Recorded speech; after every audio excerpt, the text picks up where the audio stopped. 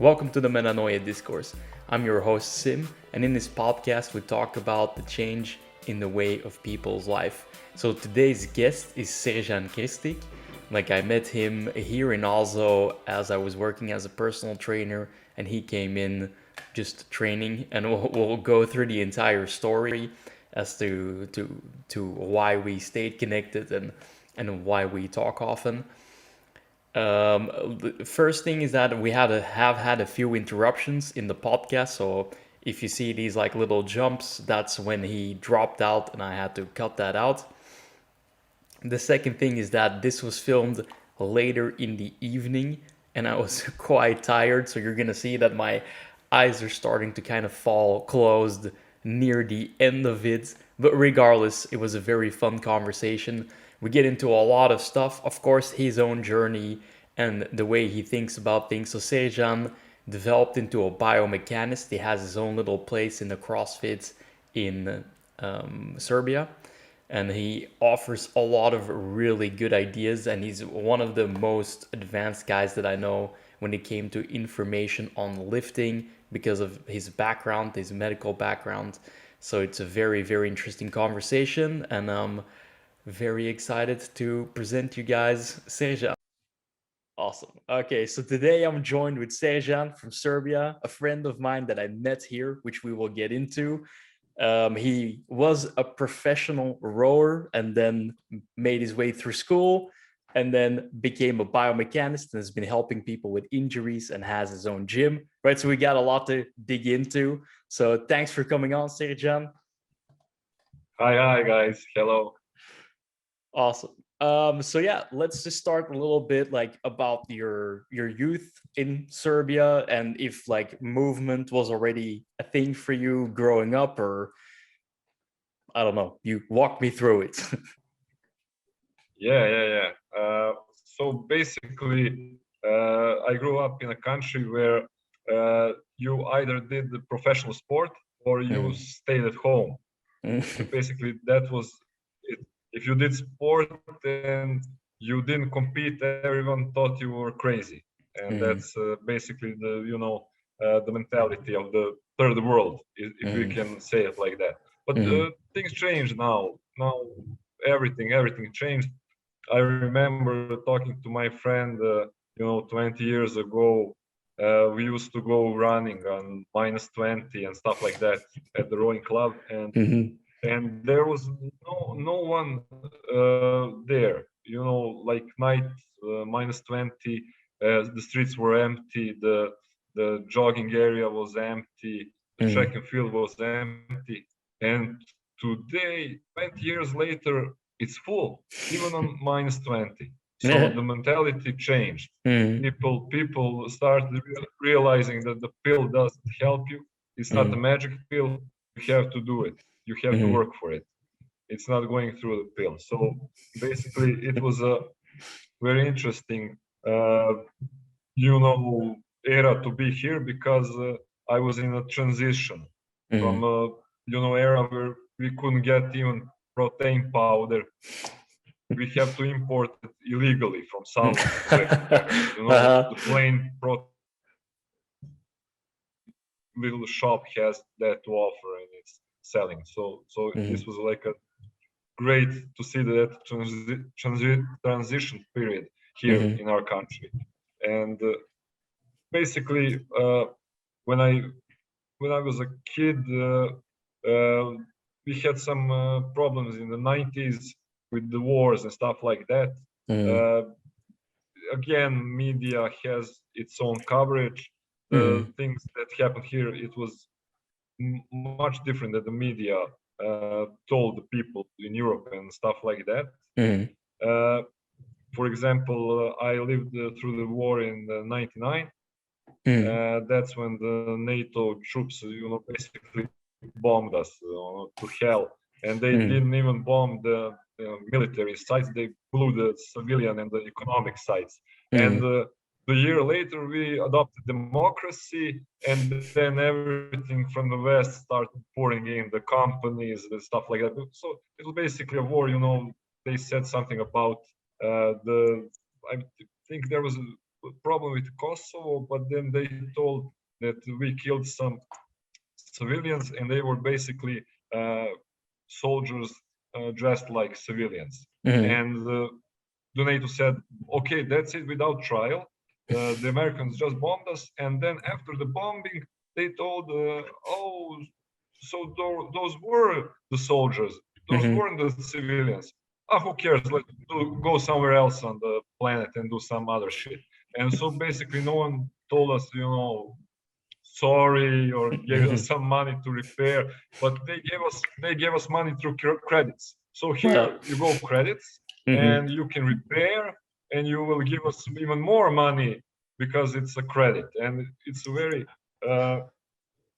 it was very tough period and stuff like that, because before that we were basically a free country in a sort of a way. Freedom is very, very relative term. The democracy is another form of freedom. So basically, we just got another form of freedom that they say is much better, but it's basically the same shit. It's, as we were speaking earlier, it's basically us against them. Us, the people, against the rich people that are pulling the strings. I mean, that's basically all. And I know, I remember when I was a kid, we used to watch the planes and the anti-aircraft guns, fight, and that was like New Year's Eve every day. It was like that's pretty brutal, very colorful, if I might say. Yeah, it was colorful, and I mean, the people here, we lived on the Balkans through, I don't know, 5 wars. Every generation had one war, and because this is a transition area, very strategically important. And so we have it in our genes. When it's war, we're not scared.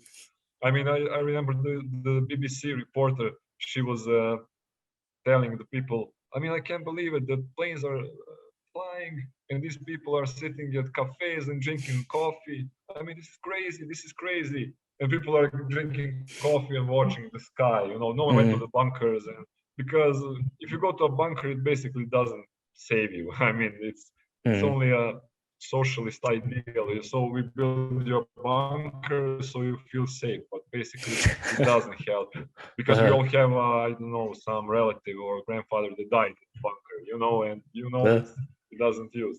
So basically the state was very economically hit, and then percent by percent we came back on track. So now we're okay, and economically and stability and stuff like that.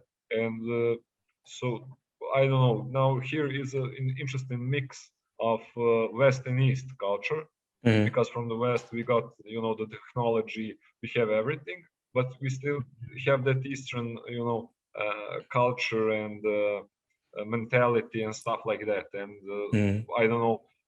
The food here is great. It's still organically fed because we don't have that much money to invest in GMO, or I don't know what. There's not a lot of big farm raising food because it's still poor. And in, I don't know, 50 years, it will be the same here. But now it's very good, environment for people. So we got the best of everything. So in the end, everything turns out okay.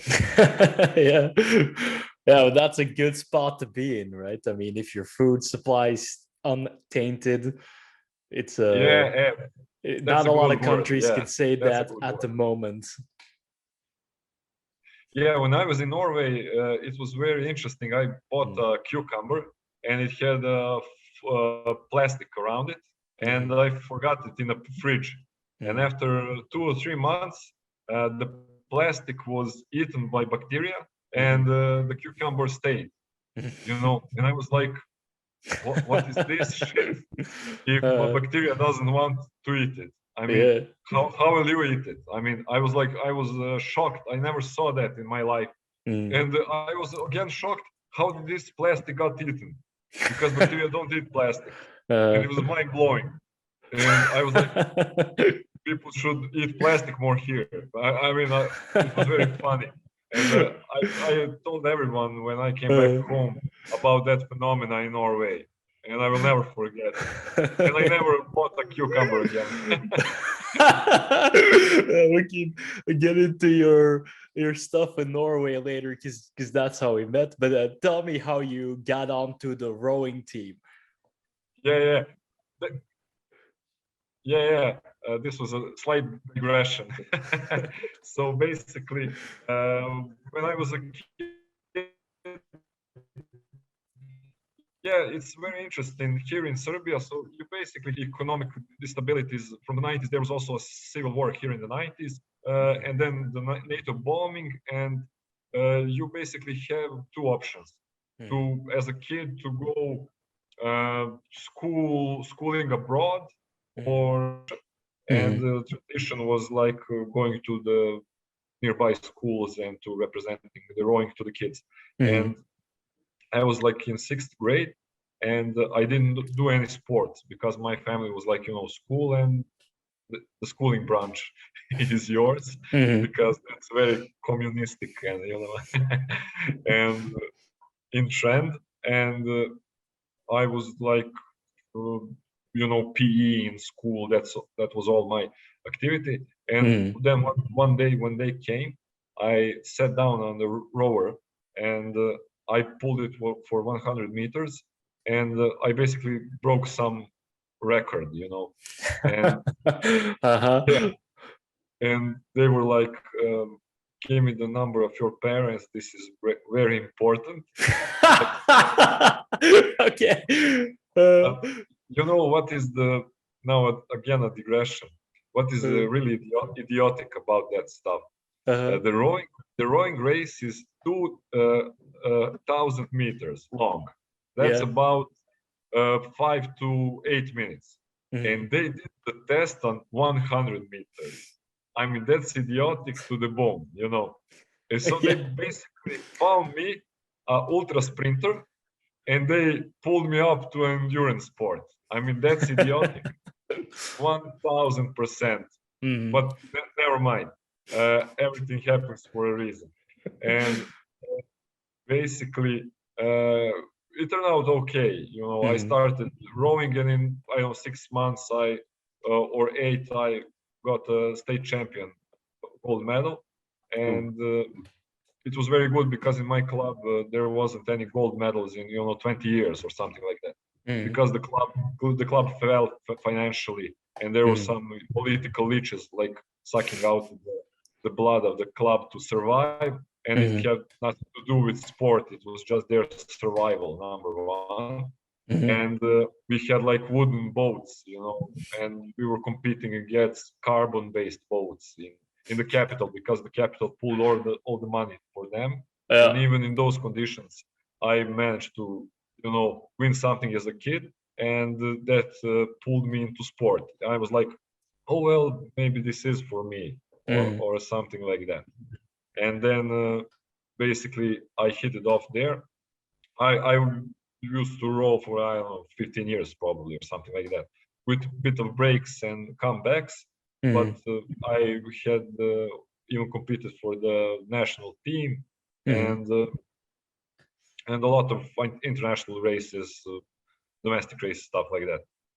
And it was I don't know, get away from the situation here and negative people and stuff like that, because the sports club, they were really filled with positive people, and that's what drew me in.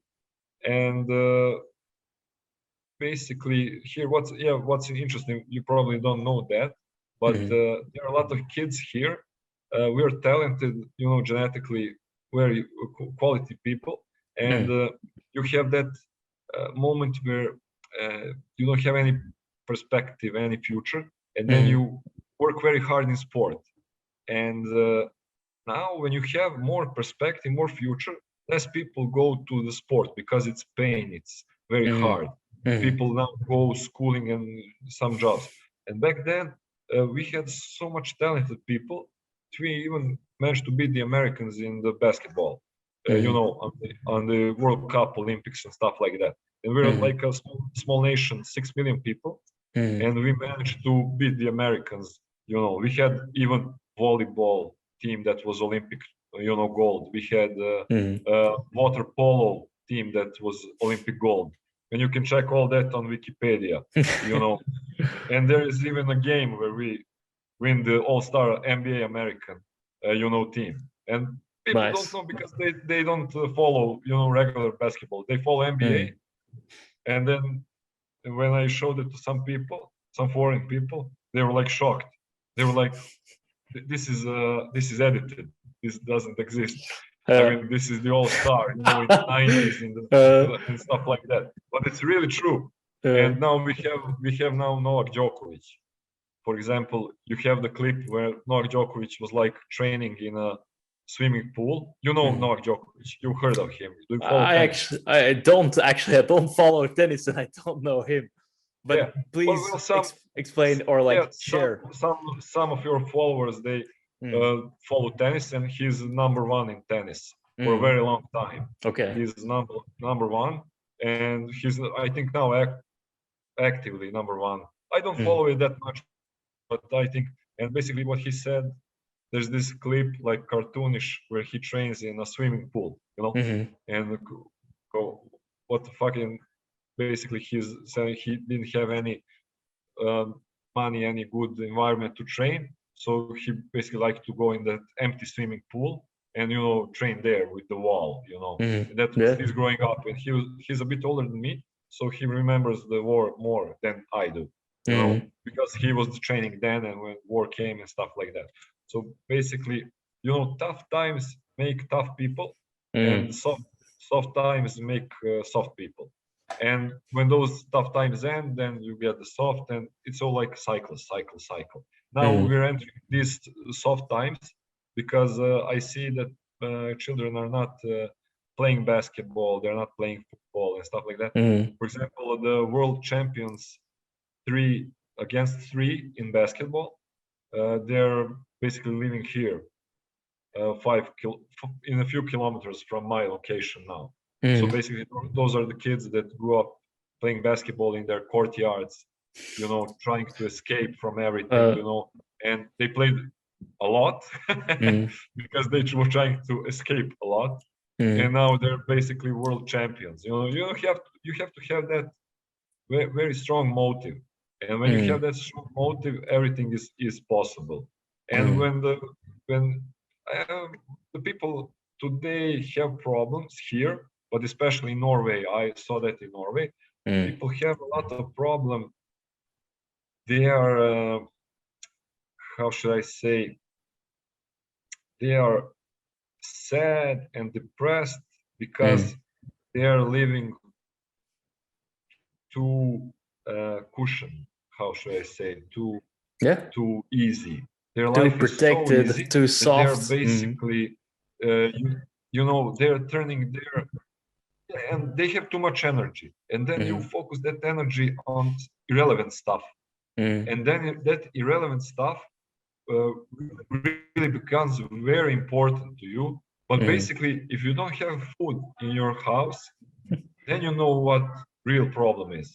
For example, in the nature, when a lion goes hungry, he's really upset about his survival, And if imagine you came to a lion and said, "Hey, I'm really sad," he would be looking like, you for what?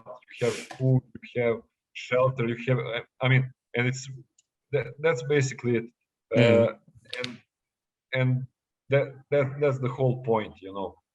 I think people have to do a lot of sport to get over that, because when you're very tired from training, you just lie down in the night and you just fall asleep.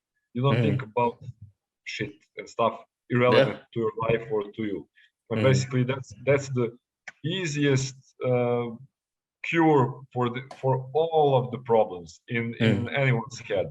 You just work so hard that you don't have energy to think about stupid stuff, other people and stuff like that. And that was a digression. We'll get to it later. And yeah, what was interesting, I know I entered the faculty of sport, and after that, the faculty of sport is okay. You learn the terminology, you learn some fundamentals. For example, now we had the best classes in my faculty of sport were on the medical faculty. That's very funny, but that's the truth. I mean, Yeah. everything I learned on the medical faculty. And that's basically all my best knowledge came from there. And I learned zero in the faculty of sport. A huge zero. And it lasted like 4 years. I mean, 4 years times zero is zero again. And the medical faculty basically teaches the anatomy, physiology, and a few other additions that were pulled in the books of our faculty. And then you basically, you can filter, shit information from real information. For example, a lot of people hear information, but they don't have a good filter to filter out. Does that make any sense in the physiology perspective and stuff like that? And when you know that, you have a better lens of cleaning that up. And that's basically it. And it helped me to find really quality people. With that filter, when I hear someone talking, look what he's doing, I can find a quality coach or quality, I don't know, medical practitioner on Instagram, Facebook, on here in my town or somewhere when I go. And when basically I come to a guy and I tell him, for example, to massage me, my teres minor is very sore. And when he touches my trapezius, I don't come at his place ever again. I mean, but that's basically it. You just and also I really like to follow people with results. There are some people that, for example, don't know the name of the muscle, but those people are old people. Those are like the coaches with 20, 30, 40 years of experience. They really don't need school, and they really have information that's gold, because they made more mistakes than we will ever make in our lifetime, because they had more mistakes. They don't know what's the goal, what's the path to go, but they know where not to go and what not to do. And that's basically 50%. And that's a great help. I learned a lot from my older coaches. I have one older coach. He's now in Germany. He's like 60 years old. He's tip top. He's 40 years of training, and he's really, really, really, really healthy man. And his mentality is great. And basically all of the systems that came from the 90s to today, 80s, 90s to today, he basically tried them all out, all systems. Strength, hypertrophy, endurance, intervals, you name it. He tried it everything. And then he can tell you, this is shit, this is good, this is very good, but for what goal? For this goal, this is very good. For this is shit for everything. This is commercial. This is, for example, and listen to this. I have something that doesn't, that isn't written anywhere, but people do it, and they don't share. And you won't get on the internet any plan of Olympic, champion. That plan will come to daylight when, I don't know, 10, 20 years pass. They don't let it out instant, because the competition will take it and stuff like that. And that's basically true. And after that faculty, I was trying some other jobs, because from the coaching job you cannot live here, basically under minimum wage. And then I changed, careers and stuff like that. And in the end, I felt I should return to my calling and to work for that minimum to get experience. Mm-hmm. And I felt that one day it will pay off, Mm-hmm. and eventually it did. But Yeah. but it's not that easy, you know. It's like I told him I had a problem and this was the solution, and I went from here to here. But basically, it was like this: Yeah. lots of Very oscillations. relatable. Mm. Yeah, it was not easy at all. I Mm. wanted to quit for about 15 times minimum, and to quit totally. And I don't know why. I just kept. I believed in a system. I believed in what I was doing. I had results, Mm. and basically, I was just, it's maybe it's some universal law. You know, Mm. I also do some digression. I do some agriculture. I have I told you a Yeah. hazelnut farm Mm-hmm. also, and he needs 3 years to put up a good routing system. And Mm-hmm. after the 3 years, he goes up. Mm-hmm. He develops really fast. And basically, when you do anything in life, you have to wait. It has to pass time. You know, Mm-hmm. it doesn't make sense. It's not logical. It's not scientific, but it's just the way things work. It's Mm. like some universal law, or I don't know what, or maybe Yeah. it's an idea that is spreading, and it needs 3 years to spread enough. Mm-hmm. So on the energy field, and then everything starts to change. For example, uh, one week I was like doing my usual life, Mm-hmm. and 5 clients appeared, and they were like falling. One came from here, one came out of the ground, one pulled me on my right shoulder, one pulled me on my left leg, and I Uh, was like, "Where did you come from? I mean, who told you about me?" And they were uh, like,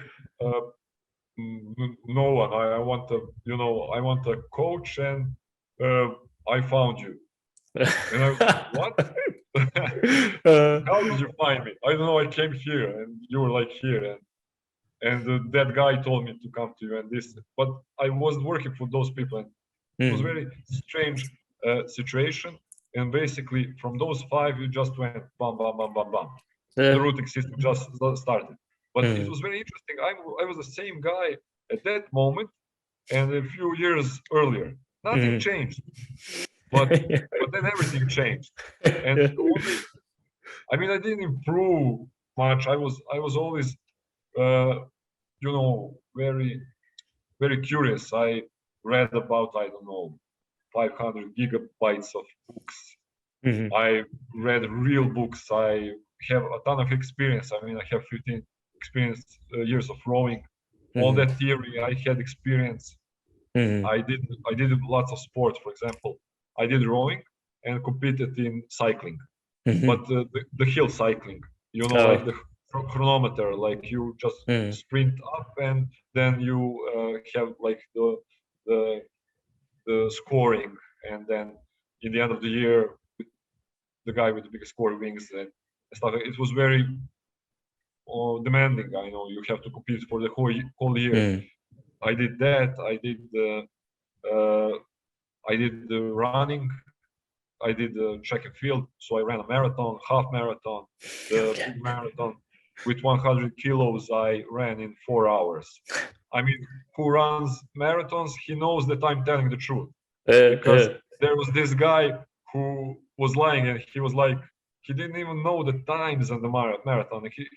He was like, "Oh yeah, I also ran a marathon." And my friend just asked him. He was also an assistant on the faculty. He was like, "Yeah, what did you run it in?" He was like, "Oh, 2 hours." Like, world what? records. Yeah, exactly. Yeah. And Uh, then we started laughing. And I came up to him and I said, I have an idea, but we'll split it in half. I will, I will personally carry you to our Olympic team, and when you will win the gold, we split the pot 50-50. Okay? And, and he was like, oh, and then he realized that he was telling bullshit. that we knew that he was like bullshit. So Mm. I basically ran it in 4 hours. I had some goal, in 3 hours, but it's impossible with 100 kilograms. Uh, Mm. Everything has its strengths and weaknesses. I mean, with Mm. 100 kilograms, your absolute strength is very high, but I Mm. can never do, I don't know, some calisthenics, push-ups, and stuff like that that people with 50 kilos can do. Mm. Everything has its, and then you choose a sport to your build, and you just be happy. You basically you don't go playing basketball if you're a very short guy, or play football if you're 2 meters high.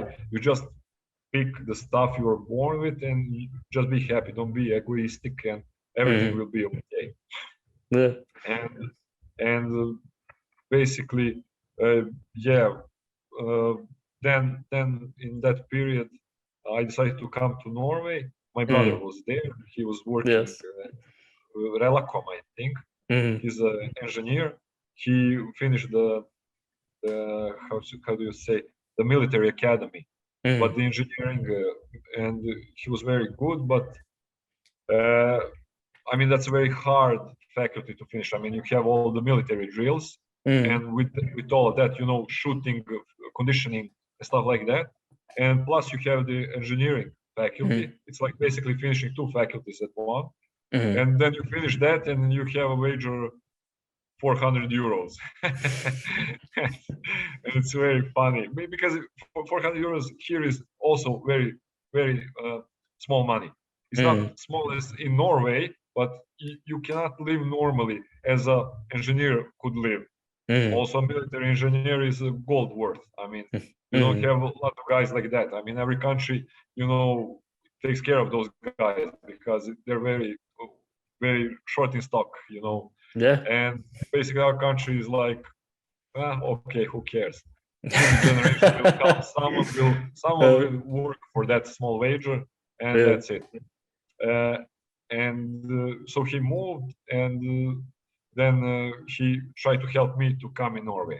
And Yeah. basically, what was the funny part? Uh, you need to get a job in Norway for you to get papers. And I Mm. actually got the job. I got the contract, and they rejected me, the policeman, the Norwegian policeman, Mm. because the explanation is this is not the job that we need as a country. We Mm. need engineers, doctors, and this is not deficit. But then you have to have a policeman for every branch. Mm. For architecture, for sport. For example, what if I am the best of the best in the world, number one in some field, and that will help, I don't know, Norwegian football team, rowing Mm. team, or something like that. I would improve something. For example, Mm. theoretically, I'm not the best of the best, Yeah. but it's and then they would just reject me. I mean, that's Mm. really funny. I Yeah, it was mean, an odd a situation. policeman, yeah, a policeman cannot,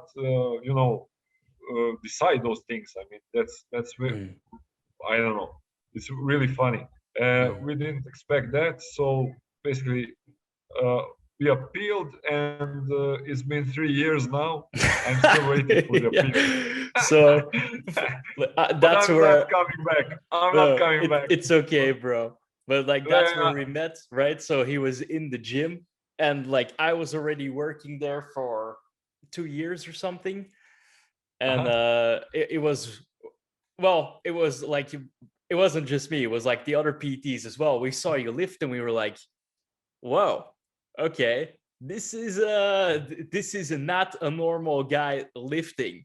And then we got to talking, and you got to talking with the other PTs, and I remember you telling some of the stuff about the medical faculty, and I was just sitting there like, "What the fuck, man!" Like the you guys have like in your physical education, right? So in your physical faculty, like medical stuff, it was just, I mean, it's crazy like when you think about it, like a physical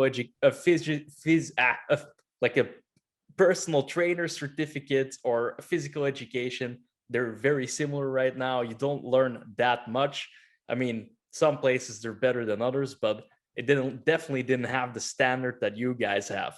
And then when we got to talking, I was like, bro, you're telling me things that I've never heard before.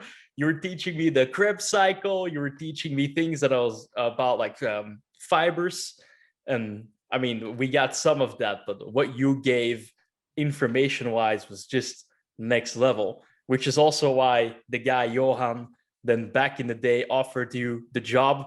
And everyone was, I was hoping, I was like praying, I was like, come on, man, we need some more, you know, big lifting dudes on the team and some Yeah, people that know some shit, because PTs, I mean, for people that don't know, it's just an industry. They churn out personal trainers like McDonald's commercial, workers. commercial, Exactly. And then it's just like, okay, they just spit them out of the system and bring them into the gym, and that's it. I mean, there's no real substance there. 9 out of 10, right? So it was really refreshing to have Srdjan there lifting and like fixing people. It was just insane. It was like, oh yeah, like this person and that person, and everyone's asking you advice. It wasn't even working there officially, but it was already yeah, getting clients and PT clients. So it was a very very good time. And also, yeah, like, we connected because, you know, or some people don't know, but you know that I'm half Romanian, and we have a lot of the same type of customs. And I mean, even though that I'm not that Romanian, right, we can connect because a lot of the stuff that my dad did um inherit to me culturally, right, the tsuika, the prune, alcohol and stuff like that. And we had a few dinners and a good laughs, right. And my hazelnut farm is Mm-hmm. like 5 kilometers from the Romanian border. There we go, man. Close to home. I like it. yeah, yeah. And my brother told me when he comes visiting Romania, he could jump over to help him in the farm field. We were always laughing about that. Yeah, man, it's crazy. So that's, I mean, a lot of people, which is also why I wanted to have you on. Like, I mean, first as a Belgian, or if you're a Northern European, Norwegian, or Swedish, then how much do you know about Serbia, right? I mean, for most of the Yeah, Western and Northern nations, it's this scary people, basically, that are, you know, like you said before, from good stock, right? Strong genetics. If you compare the Westerners in general compared to the Eastern Bloc, you guys are way more stocky, bigger, hardy, right? yeah. Well, also, uh, basically that's what they are satanizing us because Mm, uh, we also have a lot of scientists that mm, working all over the world. All the doctors in Norway are from Serbia. I mean, mm-hmm. people don't know, but those better doctors are from Serbia. Stuff like that. For example, now we are transmitting Wi-Fi, Mm, and basically these computers, electricity, everything was founded by Nikola Tesla. He was a Serbian, you mm, know, and basically we have a lot of heritage and a lot of quality. Of course, there are also here bad mm. people and stuff like that, like everywhere. I Like mean, everywhere, that's yeah. like everywhere. I mean, that's normal stuff. But Mm, basically, we have some qualities, and those qualities are exceeding expectation because we are a small nation. It's easy, mm-hmm. for example, in USA from 500 million to find, six basketball players. Mm, But we, from 6 million, we make a team that beats that team. mm-hmm. For example, we have the whole world. No one invented this stuff. Wi-Fi transmitting and stuff like that. Mm-hmm. A guy from Serbia invented. So there's a quality, and it's Mm-hmm. like some evil plotting. I don't know what they're scheming against us, but they want to push that back. Because Mm-hmm. Nikola Tesla was talking about free energy. Mm-hmm. He made a tower for free energy in USA, and then it got burned down, Mm-hmm. and stuff like that. It's Mm-hmm. always like we are like the last fortress of freedom. We were until 99, and then now we are exactly the same. We're now democratic, so uh, everything is the same, like in Norway, but only worse. Yeah, I remember. remember when I came, it was very interesting because our faculty basically educates us for science, for doing scientific work in the field. And that's very bad because if you want to help people, you cannot help them without experience. And you can read the scientific stuff and the work, and it's basically useless because every person is a unique person. You have to adapt, change to them. So basically, that science is washing money or something like that. I don't know. It's very, very useless. And if you're not going to do science, then you're wasting time. But basically, that's the only path you can go. So that's why I had a lot of knowledge from science, plus a lot of experience. And I was already working with people when I came there. I wasn't a rookie. And so that's why I started interacting with people right away, and people responded. I mean, the clients. A few people were like, "When are you starting? I'm going to train to you." And it was just a casual conversation. I was like, "Hey, I wouldn't want to be, intrusive or something like that, but I would like to give you some few tips, advices." I gave them a few advices. That's all. I turn away and go. And those people would eventually came through in a few days asking for more advices, and then asking me, "Am I working here?" "Yes, I will be working here." "Okay, let's talk more," and stuff like that. I was just basically giving out free advices, and some people accepted, some didn't, and it was very easy. And the people, they are a bit antisocial, as I as I perceive. I mean, we are like ultra social, but that's also a bad thing. I mean, then you are getting someone too much into that person's life. I mean, that's too much. And also, Norway is the opposite extreme, and the balance is really the key. And so I could do the balance because let's say I'm educated. I'm some people from here, if they come to Norway, they would be like Serbians 100%, and they would be empathic to people who are not that open. I knew the empathy. I just applied it and make a good competence. And it was a very fun environment. I liked how the people are positive, because basically in Norway the biggest problem is what's the weather today. Exactly. And it was a positive change for me, and the people are very, very positive. And I was like feeling in sometimes a bit how should I say, a bit out of comfort. This is something's wrong here. Why is everyone so positive? I mean, is this a hidden camera or something like that? What's the interesting thing is that people, I mean, I got used to it really quickly, and then when I came back home, I was 3 times more disappointed.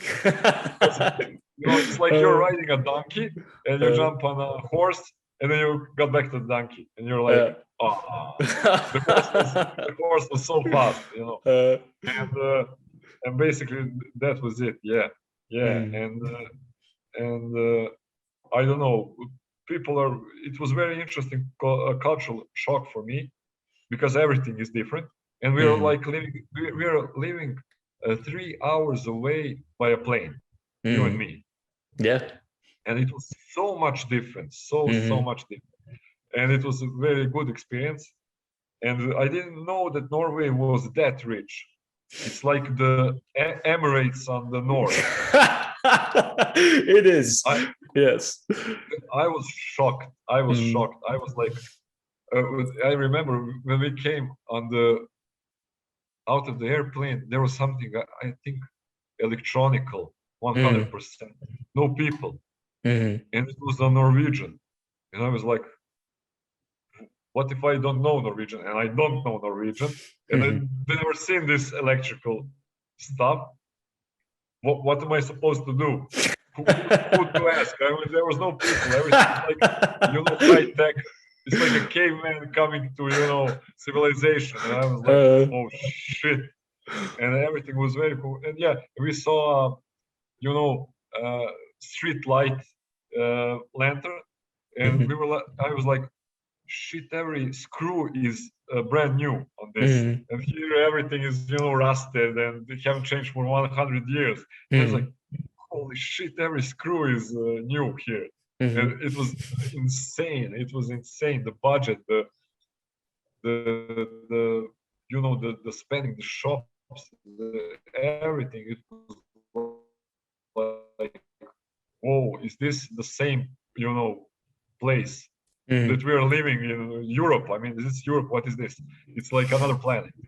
And I know everything has its positive and negatives. I mean, I always look on the positive sides, the experiences I took there and stuff like that. I didn't like the social moment there because I always hang out with friends, and we had like once a week, twice, thrice. It's like a must, must gather out in a tribe. We're like a tribe civilization. You have your tribe, and then you exchange. You have, you have your own family, but you make your own family. Like then you have people that you hate in the tribe, but you work it out because you're family.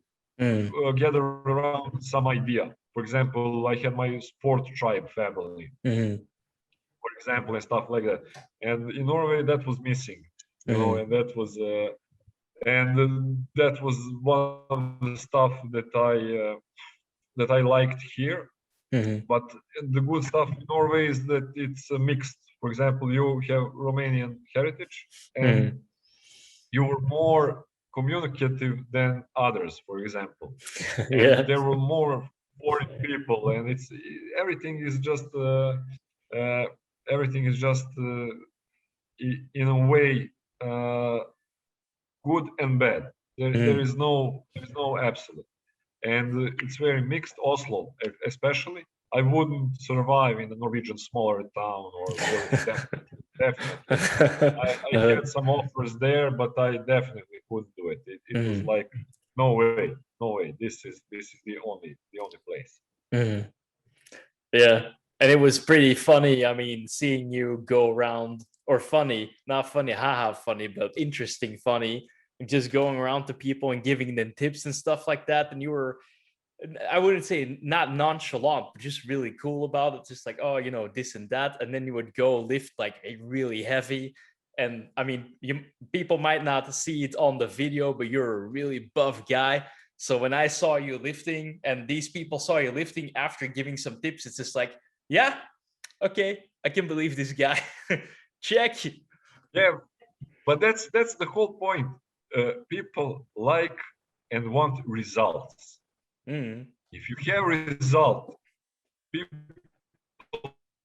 follow. But that's a two-way edge of the knife, because some people who don't know have results, and they pull the people on the opposite, and people get hurt and stuff like that. But that's again the sheep mentality.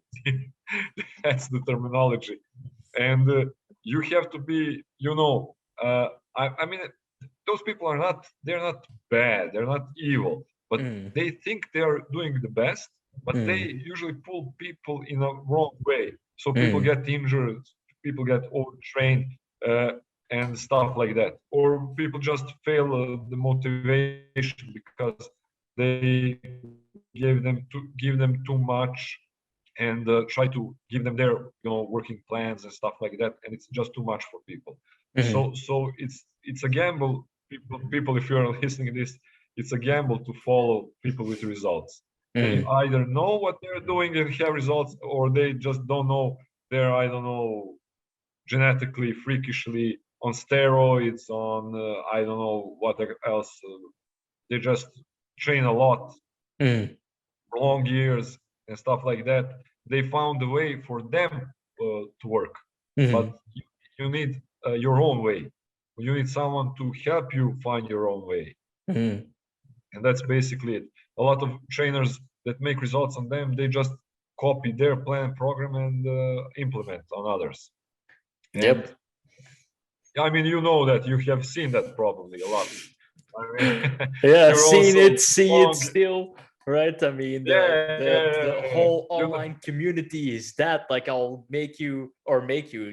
They don't make you anything. It's like buy my pre-made plans and of look like course. me in 12 weeks or something. You know, it's yeah. Yeah.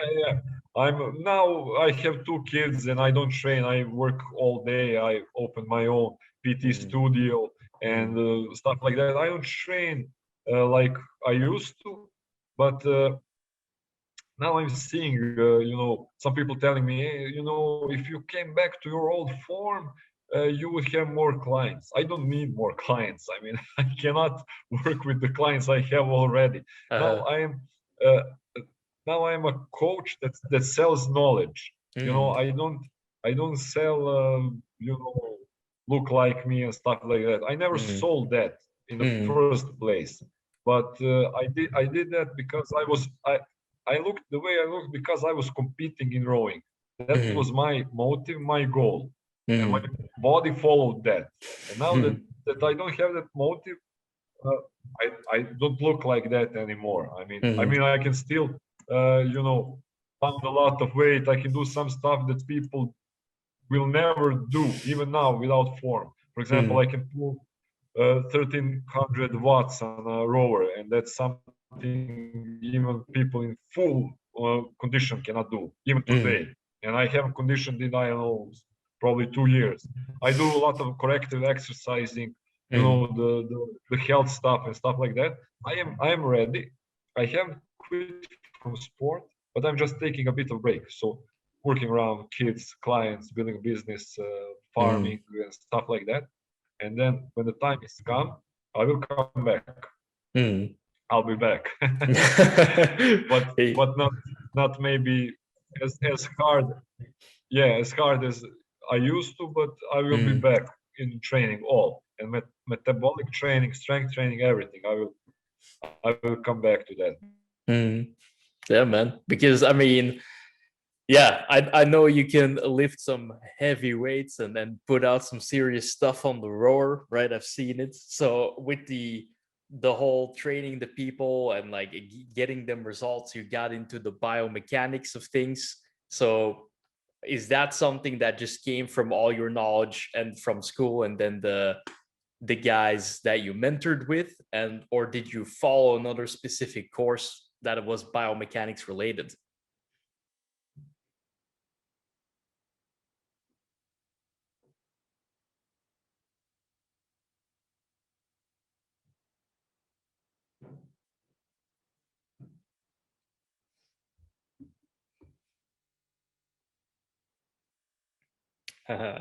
Here we go. Here we go again. It's no stress, man.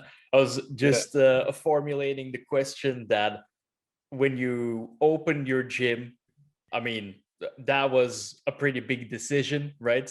Because you of just course. came back. So run me a little Yeah. bit through that because I know I mean, I know from starting my own business, that's not easy. And then especially, in a country like Serbia, right? It comes with its own challenges. Yeah, listen to this. This is the funniest story ever. Like, uh, this is so funny. So basically, uh, I came to a point where I had, knowledge, experience, but the atmosphere here is that mentality. People don't want to train. Personal training. mm, I mean, personal training in general is like it's luxury. I mean, mm, people in most of the world, they work to survive, and they seek food, shelter. Even here in Europe, there is a lot of people that mm, that work towards that. And then when you fill out everything in your life, every gap, then you try to improve yourself. Then you're mm, working on yourself, uh, mentally, physically, and spiritually. mm. and that's the training is the top of the pyramid. Mm-hmm. And we are very blessed that we can train. Mm-hmm. That's like the luxury. We have to be thankful for that, because 80% people on this planet cannot train. Mm-hmm. 80%. I mean, that's a lot of people, because they don't have time and they don't have the money, or they don't have a place to train. And that's basically something that we have to be grateful, because we are in those luxury 20%. Mm-hmm. And yeah, well, I went to Norway because of that. People more like it's like 5 or 10% here train Mm-hmm. per city. I mean, Mm-hmm. that's very low. And in those 5 to 10%, they're all sportsmen, because everyone is trying to get out, trying through sports to get out of here, Mm-hmm.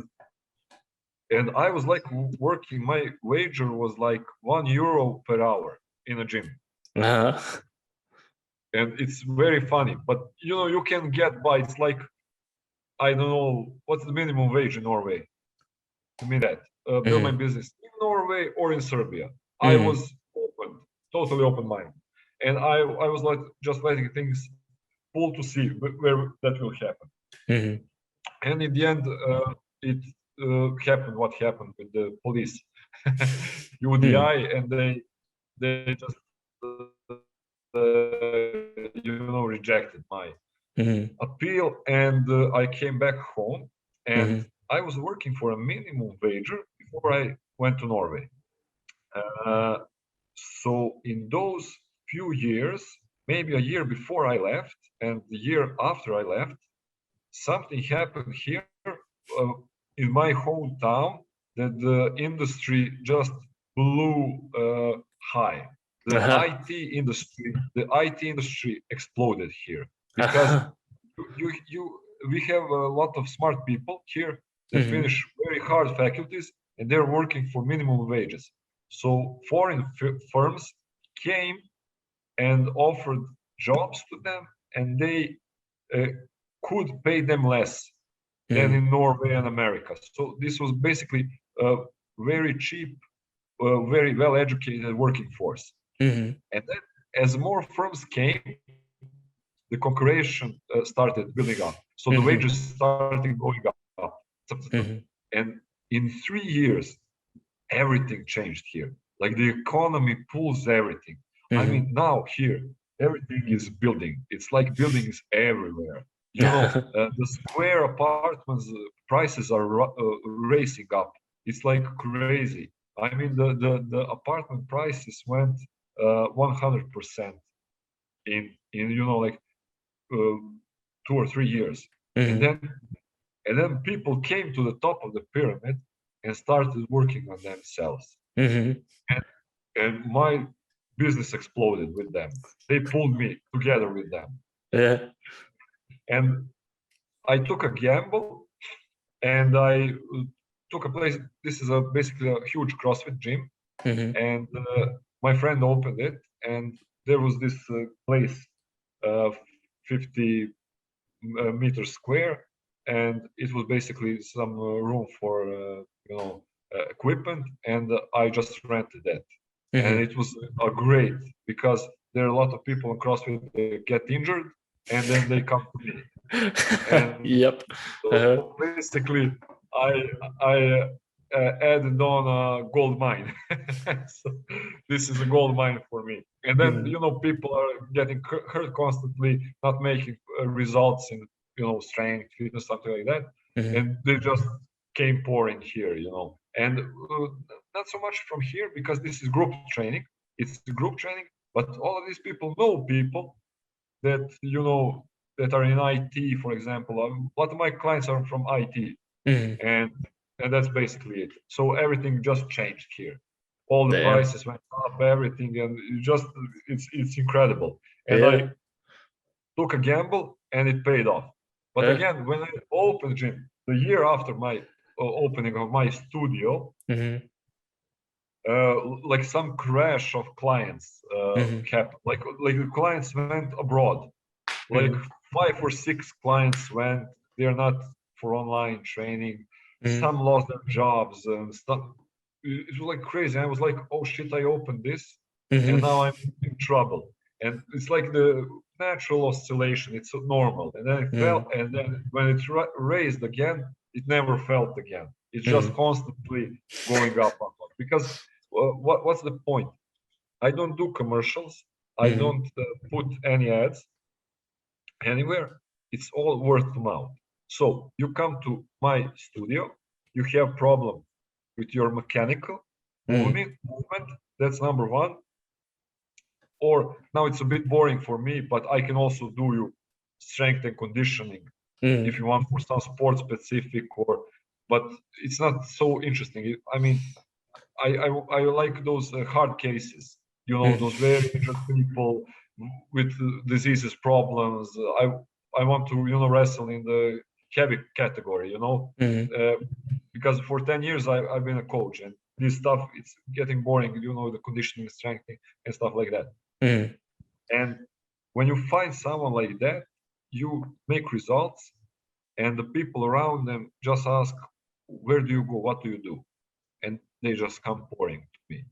So basically, I have some families here, like father came, and then his wife came, son, another son, third son. I like have 5 clients from one family. Yeah. Do you understand?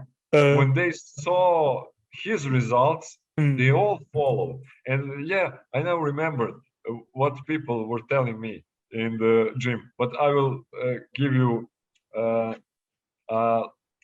I will tell you the secret behind it.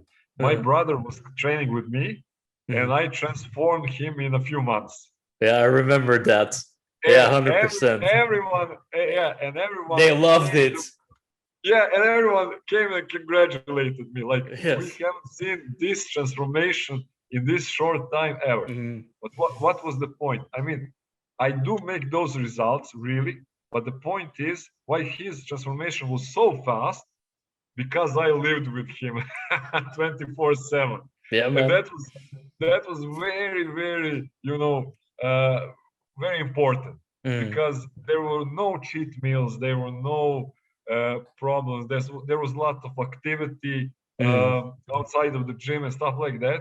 And I kept that. And he's a soldier, and he followed. He had a mentality, and I was over him 24/7. I remember talking to him, and then it was like, like I missed the food and stuff like that, and the days can be long. And he was doing Brazilian jiu-jitsu as well, and I was like, yeah. Man. I mean, he showed me his tracker, the watch, and I was like, yeah. I mean, you're killing it. So it was very, very cool to see. And not like there's people in that gym, which we won't mention, but that have had PTs for years, and they still look the same. They still do the same stuff. So it was like a completely new thing to people. Like, wow, you can get results in this way or this short time. Like in 3 months, I think it was something like that, right? And then it was it dropped a lot of fat. Like his arms were getting bigger, his lifts were going up. Everyone was like, damn, okay. They were like constantly watching. I remember that, but they weren't watching in the first month, and then in the second month, when it started, when he started changing, it was like from day to day changing, from night to night, and it was very funny. And people came up and, oh shit, what are you doing? What is he eating? What is that? What is this? But the point is results. Results. And then 4th place comes experience, 5th place comes theory. Theory is 5th, but results are number 1. Some people who don't have experience theory, they manage to do the results, but because they got a good client. So basically, the best client in the world will succeed with the worst trainer in the world. 100%. He will make results because it's the client, and the client is number 1. For example, I had very bad clients that came to me with some easy stuff, like fat loss or something like that. That's like so easy for me with 15 years of growing experience. I know how to calculate the metabolic training. Mm, I have perfected it to 100%. I have mm, perfected it so much that it's really boring to me. mm. And when I have a bad client, I make no results Yeah. because it's all in the client in the end. I Mm, mean, I can be the best at the best, but if the client doesn't show up, he doesn't put the work in, he mm. doesn't listen, he doesn't follow. I mean, it's all about the client, and it's always about the client, and we are just there to show them the way. I Yes. also Mm, I also don't like the clients that I have to constantly push. mm. I don't like them. No, you need some self-agency because, like you said, like in Yeah. the end, you're doing the work. And if you don't want Yes. to do the work, then who is going to help you to want to do the work? Yes. And in the end, what happens? You push him, and then you waste energy. He is frustrated, Mm, and then in the end, he won't make results because mm, people like that don't make results. The mm, people you have to push. And then you wasted your energy, the client wasted his time, energy, money, and no results. The best thing is to, how should I say, explain to a client, uh, I'm not closing the door to you, but you should, take time off, mm, think about this, and then come back. mm, Because if he doesn't have results, uh, then you are in trouble because he trained with you, mm, and he's spreading the negative result mm, energy, and that's bad for business, and it's mm, bad for him, it's bad for you. I mean, mm, there's no, I mean, you could die tomorrow, and it's not about the money, What if mm, I die tomorrow and I worked with that hard energy drain client in the last hour of my life? I mean, I would never forget myself, mm, forgive myself, it's not everything about the money. And when you mm, focus on the results, then the money will follow mm, 100%. But the focus must be on the results. And if you don't have the results and you changed clients, good, medium, bad clients, stuff like that, then change yourself. That's mm, the point to all clients. Something is missing. mm, Either theory, experience, something. Just change it. And change it enough and frequently. And when you change it on the right angle, path, time, the results will come, and then you know where to go next. mm. And that's basically it. And you also keep a diary, write everything down. Here trainers work like do this, that, do this, that. Okay, now this, that. They don't have any planned program. uh, people, they're lost with their clients. Mm, And another one of my methods and secrets is I write everything down.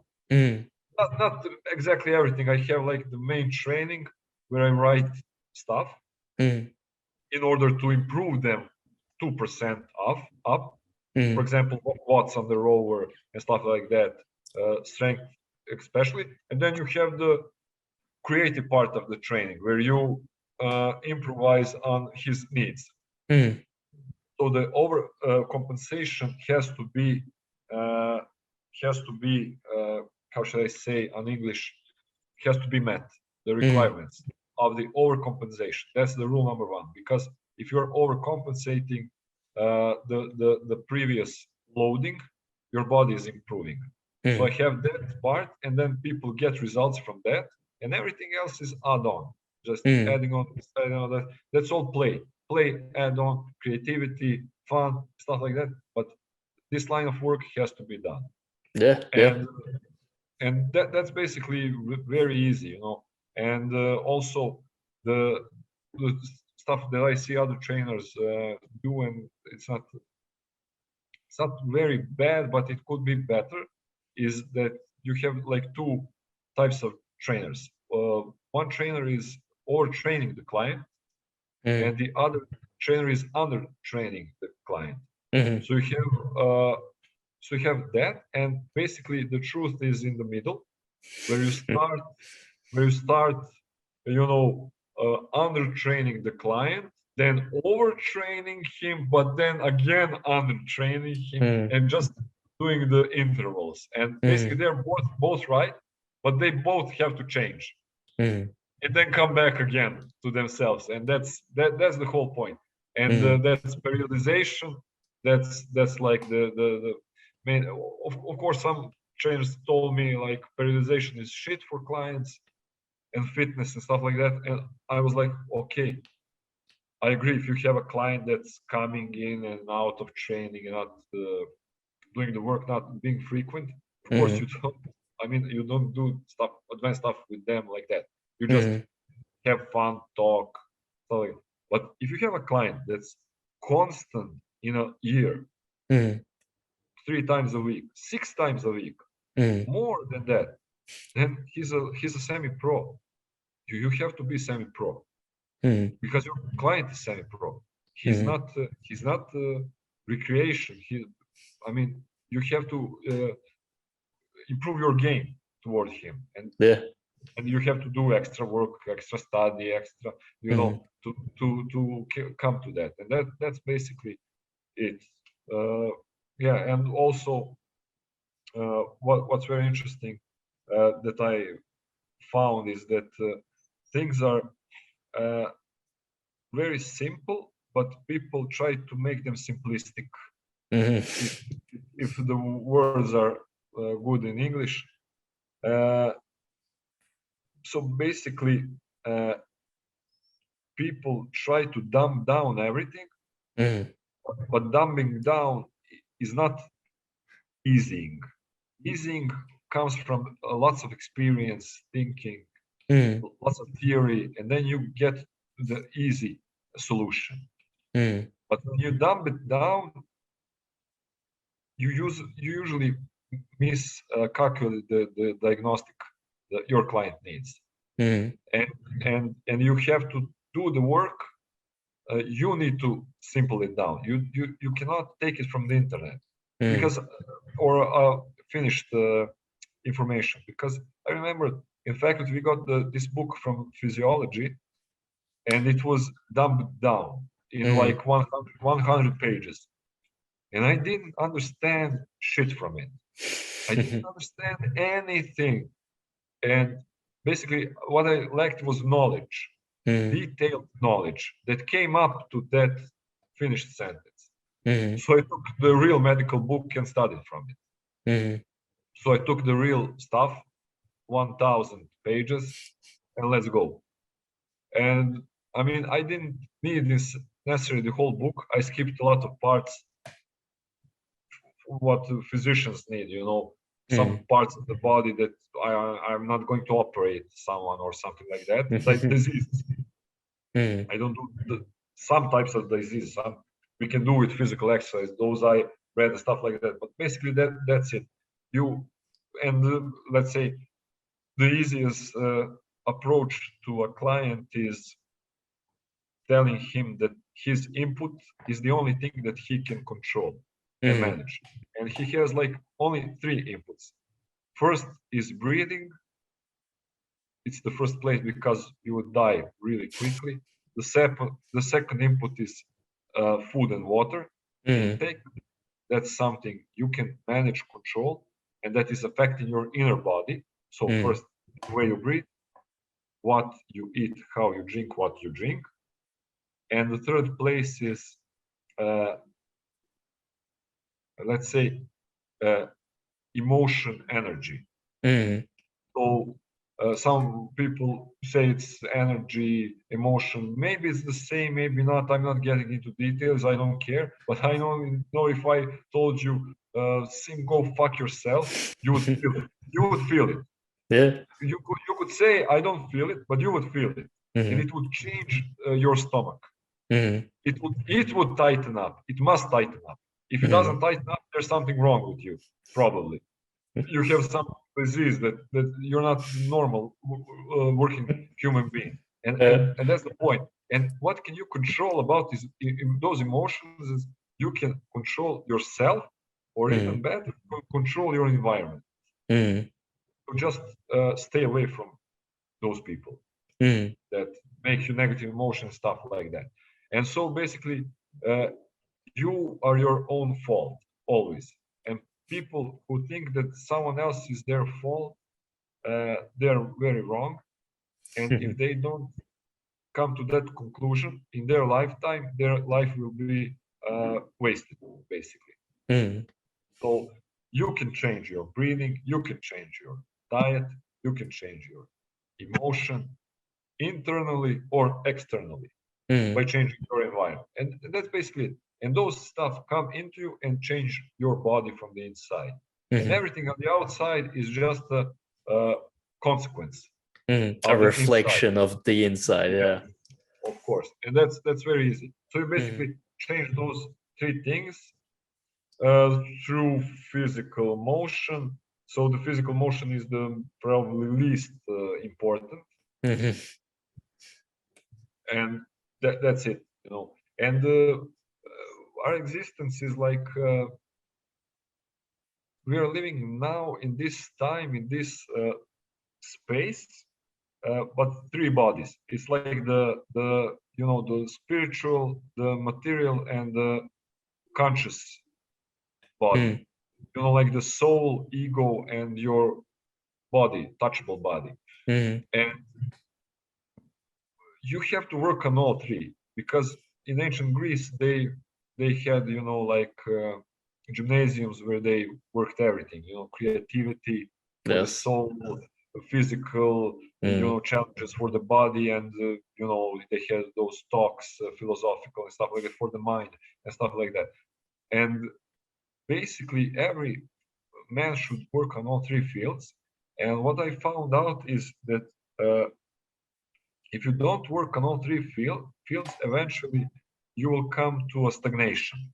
And also, if one field you are extremely high in one field, that field will pull the two other fields with it. So when you get to a specialization in some branch of anything, when you meet other men that went to a high specialization from his branch, you would very much understand each other. If you're not from the same profession, because the truth can be only one, and I know truth to success, to business, to stuff like that, but the methodology is always the same. So always the same methodology, no matter what in life. And once you get the good methodology, you'll be successful in relationships, in clients, in work, and stuff like that. Everything. It's all the same. There's a good quote from Miyamoto Musashi: "If you know the way broadly, you see it in everything." Yeah, but that's it. The methodology. If you know the methodology, everything. But how do you find the right methodology? You change, you test, not theory, practical, test. Once you succeed, that's your methodology. There is a lot of, you know, theoretical stuff today, like at I don't know, quantum physics and stuff like that. That's like really bullshit, you know, because it's you know, in a way, for example, the whole Einstein and stuff like that, quantum physics, relativity, it was all made up to cover up Nikola Tesla, basically. And I will now explain you why. So Nikola Tesla, basically, he was a scientist. He had some gifts, you know. I read his memoirs. I'm a big fan of Nikola Tesla. By the way, I research. That's some hobby like that, because in his auto memoirs he wrote that he thinks he was sick because he was seeing some things and worked in a way. And today, people that meditate, that do psychedelics and stuff like that, they understand what he was writing. So basically, he had some maybe disease or some I don't know, disorder that gave him more DMT in his brain or some chemical. I'm Mm-hmm. just theorizing. And he could imagine everything through pictures Mm-hmm. and images, and he could work in them in his head. And Yes, I read that he when he went through a blueprint or something, he didn't build anything until he yes, went through it yes, into his mind completely, which was yes, yes, that's fascinating. I mean, that it yeah, didn't make a mistake building it once ever yes. because it's because finished because in his head. because he tried, but yes, because he tried in his head. For example, they told him there is a problem on a machine, and he would go on an app and came back, and he just fixed the thing that was a problem in a huge machine. He would just find Uh, it and uh, said this was because I tested it in my head. mm, So basically, uh, he had something, he had a gift, and he brought that gift to us, and they accused him of being uh, like showman. He was mm, talking to media, showing off and stuff like that. But what actually he did, he was giving a lot of interviews because they would all be saved. Because mm, today, all we know from Tesla is from his interviews. And he left a lot of hints, a lot of clues, mm, because he know everything would be erased. mm, He knew. And basically, people collected, we have a museum of Nikola Tesla here in Belgrade. People that collected all of his work, his articles, you could see that till the year 1942, he foresaw everything that would come to be mm, till this day. But the interviews from 42 and later, people did not understand. No, mm, 42 is few years earlier. I'm sorry, I misinterpreted the timeline, but basically the point is still there. mm, We interpreted his interviews uh, till the day today, but there are many interviews after telling about the world after that is coming that mm, we cannot interpret until it comes to be. For mm, example, he was explaining and about the mobile phones, cell phones. He was detailing, uh, describing them. mm. He made a motor boat that was run on wireless technology, and Okay. he shouted commands, Uh-huh. and the people were very scared. But he was remotely moving it. He was like move left, and he moved him left, stuff like that. But Uh-huh. that's all the technology we are using today. We haven't improved much from Nikola Tesla, and Mm, so uh, he was turning towards the ether. That's like the ether. That's like the zero element. mm, Mendeleev also talked about it in his ancient version of the Mendeleev chemical tables. There was mm, this zero element that he called I don't know what.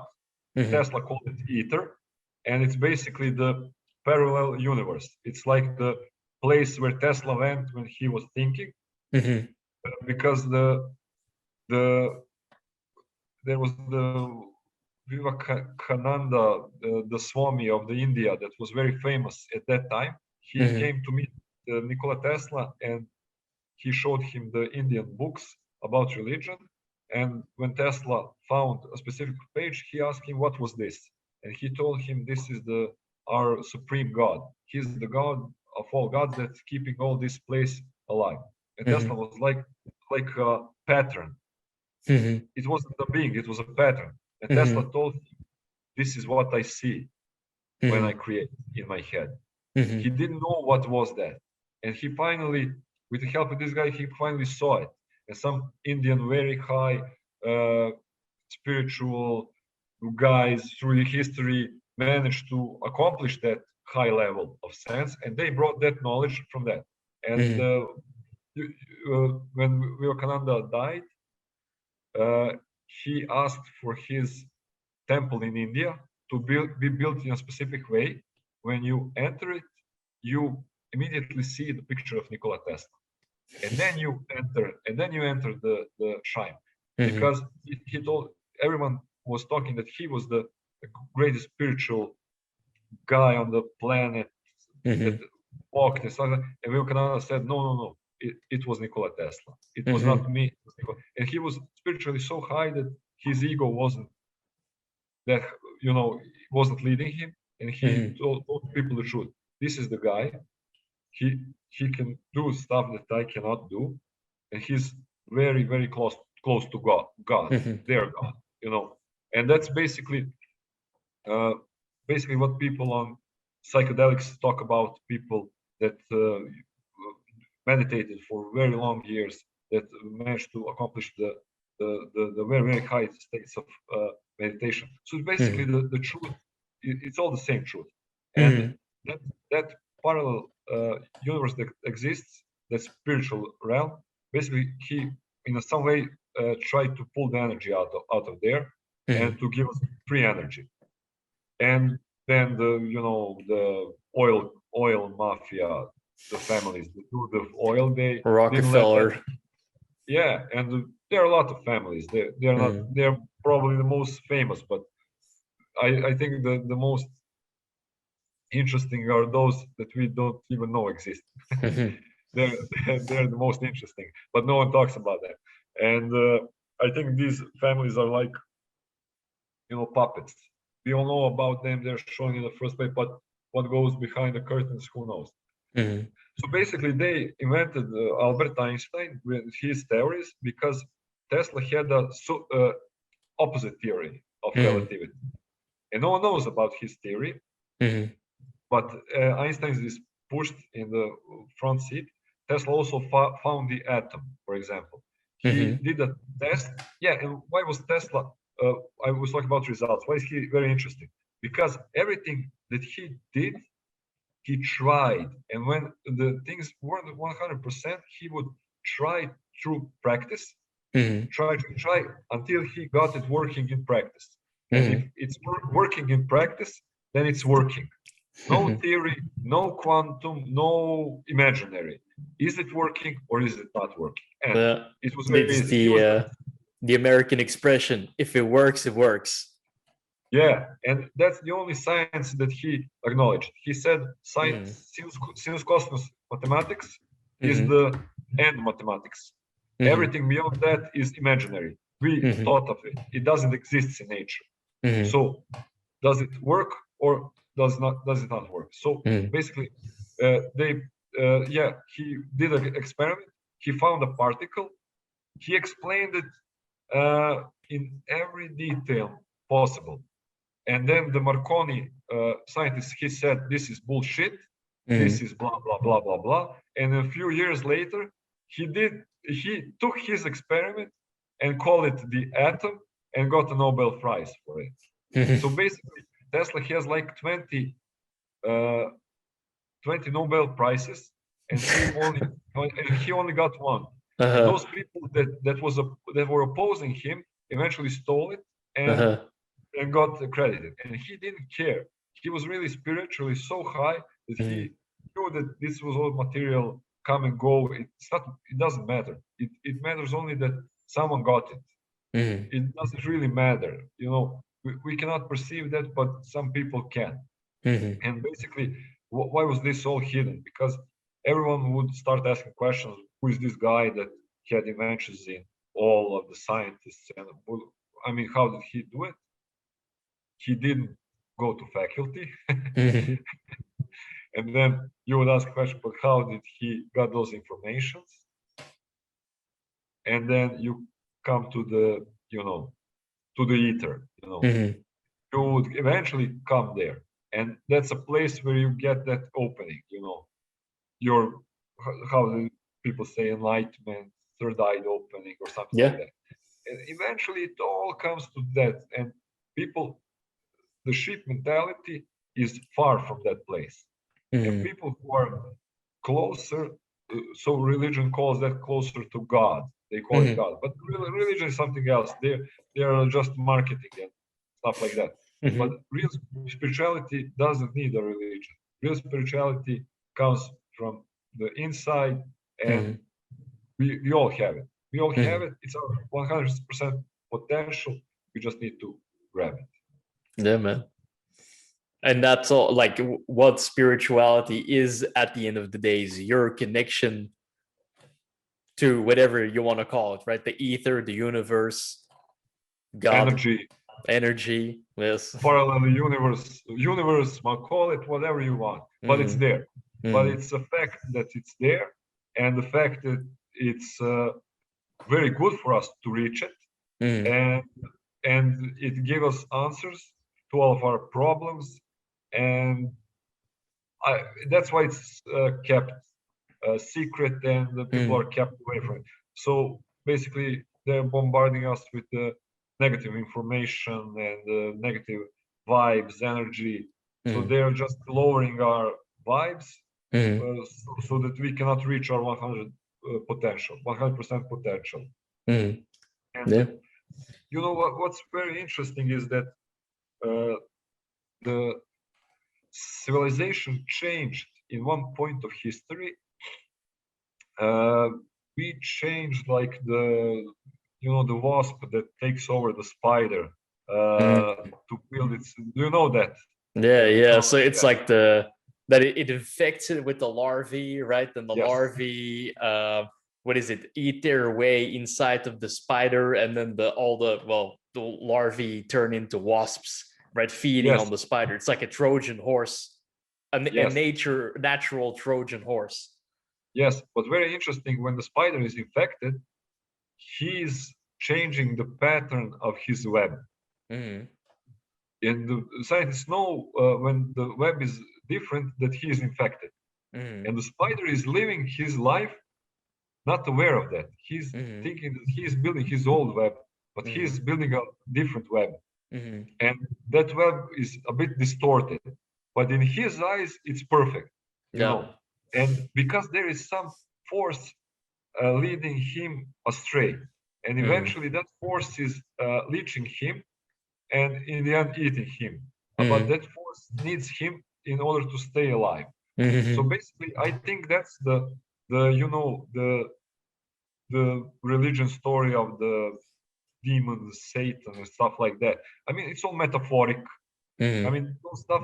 Every culture, religion has something like that. It's like the uh, evil voice or something. I don't know. The thing that In the will Humanities, possess you. yeah, like the evil. It's the Mm, evil, the good and the evil, and that's that like evil. But I mean, evil doesn't perceive itself it's evil. It's not just looking for survival and stuff like that. There's no mm, morality. Basically, morality is something that we agreed upon. I mean, it's really, really. I mean, if you went to a tribe in Africa, you would see that morality is totally different there, and mm, everyone is okay with that and stuff like that. But the interesting part is when we change this civilization, uh, we are mammals, but there is no master mammal that carries all out mammals or tells them what to do, and they do it in a hierarchy and stuff like that. mm, And we are mammals with the psychology of insects. mm, That's very, very simple. These things that we are doing, they can be found in an insect world, mm, where a hive dictates what everyone does. White ants against black ants, red ants, stuff like that. And they're all working hard so those rich can enjoy, you mm, know. And it's a fascinating. And my theory is, and I found a lot of traces of those theories in myths and legends and stuff like that. That there is how should I say, another frequency mm, uh, emitting, and that frequency is very bad for us, and mm, everything bad comes from that frequency. We have also a good frequency that's like, some psychologists call it the good and evil in each one of us and stuff like that. But I really mm, think those are some frequencies in nature where this frequency is parasitic, mm, and this frequency is just life. It's just life, making life, it's coding life. It's like creating from zero, nothing. And these other frequencies, it's not even death, because mm, life is in frequency with death. This is mm, like the parasitic, and in nature you have parasites all over. I mm, mean, they're stuff. I mean, we are parasites. We are eating life to sustain life. It's only creation is trees. They're converting energy. They're creating energy from nothing and stuff like that. But and it's very interesting thing for me to say this, because once you realize that the existence of that frequency, you can free yourself from it. And it's a very, very, very interesting subject. I help many people with that technique, that frequency releasing, and it's basically a paradox. For example, if you were born in a wood, raised by wolves. Have you heard about those examples? Some kids in India raised by wolves. Yeah, that's a fact. And for example, those kids raised by wolves, they can, howl. They don't have language. And now the question is, what do you think? How do those kids think? In what language?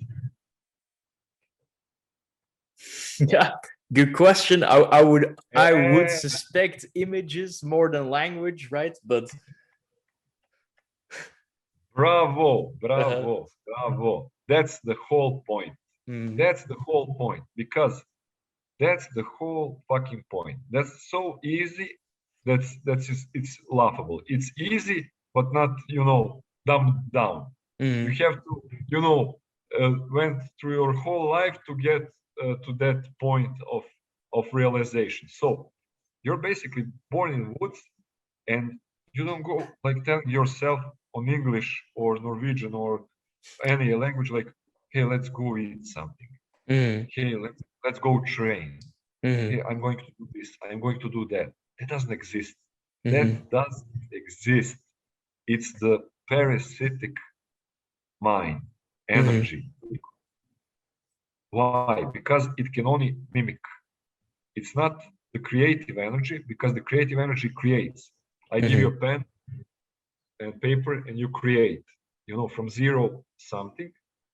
And that's why in the Bible they say we're built in the image of God, because we create. I give you 2 sticks, you'll create something from it. You're a creating force. But this force cannot create. So this force can only mimic. So everything you learn in a language, language is not created, it's uncreated language, but you learn the language and it can use it to tell you what to do. For example, if you thought about, for example, 20, 50, 100 bad things for yourself. Hey, let's hit my head on the wall. Hey, let's do this. You would start to suspect.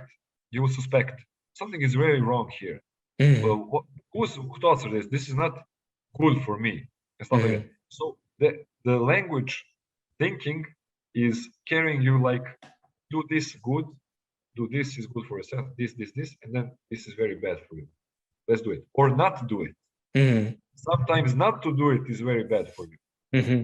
And that's basically what's keeping you low, keeping you on a low energy field.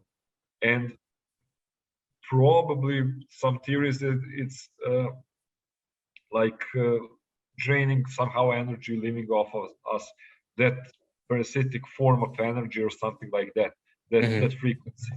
And basically, you said the perfect thing. When you start thinking in pictures, it all goes away. Because think for yourself. For example, depression. Can you imagine depression? No, I mean, I've been there, so I remember what it's like. No. But listen to me. What is depression? It comes from words. Yeah. This is very bad. I am very bad. I. You are telling yourself. You are telling by language yourself. Yeah, I see what you mean. Do you understand? Yeah. I'm not saying depression doesn't exist. Mm. I am telling you how it comes to be Yeah. only through language. Mm. And if you told yourself, okay, I won't think in language, not one word, good or bad, I'll just, feel and wait for the images. Mm. It would never come to be. Mm. And this is very easy, but it's very hard in practice to live your life in images.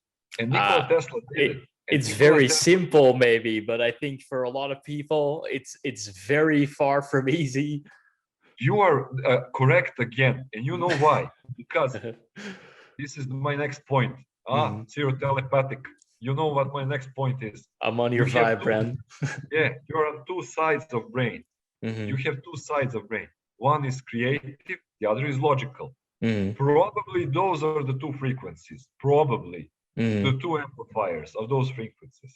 And today, everything is attacking our logical part of the Mm. brain. School, information, science, information. So your one brain is like a hypertrophy, Yeah, very exactly. strong, and it's Mm. only all is carrying. But that side of the brain is mimicking through language. Mm-hmm. What are those I mean, why would you say to yourself something bad? I mean, that's not logical. That's not creative. That's not life. That's not. It's evil. It's just evil. Why would you Mm. say? I mean, that logical brain is evil. How should I say? It's really not logical. That logical brain is really Mm. not logical once you Mm. think about it. And that's why most people can only logical. And you said it again. You were correct again. It's very easy to think in pictures. That's why children think in pictures. Mm. That's why their imagination is through the roof. Mm. And then the schooling comes as clipping. It's just, deteriorating the creative brain, killing it, Mm. and more logic. And then it's very hard to think in pictures. It took me a Mm. lot of time, a lot of practice, exercise to Mm. move from one brain to another. And it Mm. only led me to success in life, Mm. to happiness, success, everything changed to better. Mm.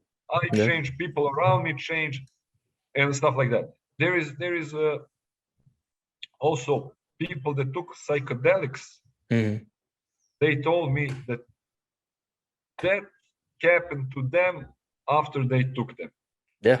And People that's that also like it's a really good point because I've talked to people who have done psychedelics, and I'm learning a lot about neurology, and it's funny because that's a pretty central tenet in neurology, that you need to have balance between your brain halves, and that a lot of people get neurological disorders, or well, yeah, but depending on how they manifest, when there's a deficit between the brain halves, right? So that's kind of yes, of a course, very important thing to like get people to understand. It's not like, this isn't esoteric in any sense. This is actual neuroscience. If the of deficit course, between of course. It's these like you halves. have two hands. You Mm, work one hand all day biceps, and the mm, other hand is very weak.